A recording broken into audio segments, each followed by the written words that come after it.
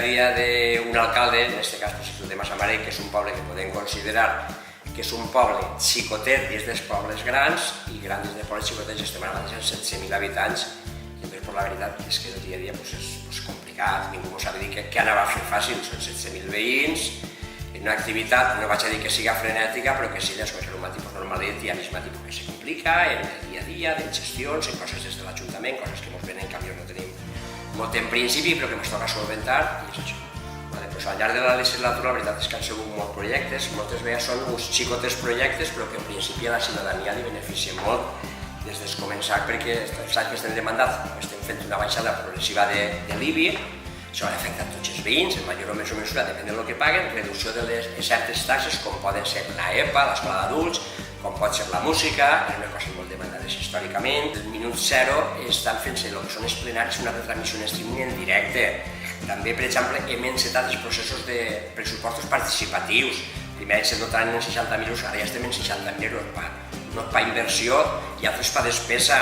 Per exemple, una sala d'estudi que està oberta, una nova sala d'estudis que està oberta en època d'exàmens 24 hores.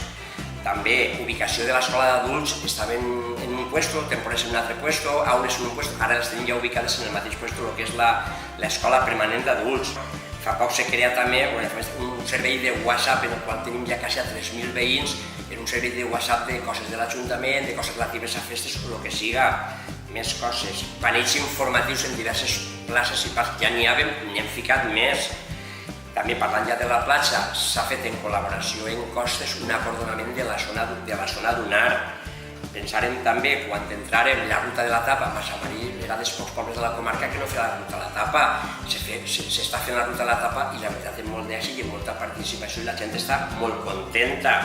A nivell en festes, se crea el sopar de benvinguda. Els primers dies de festa se crea el sopar de benvinguda, que no se feia, però el varen creure, està tenint molt bon resultat. També un taller de fanalets, algo històric que se fa en aquests pobles de l'Horta, per almenys se torna a recuperar. Paelles que històricament ja fa anys que se fem per la nit, s'han passat a migdia, és el segon any amb molt d'èxit també.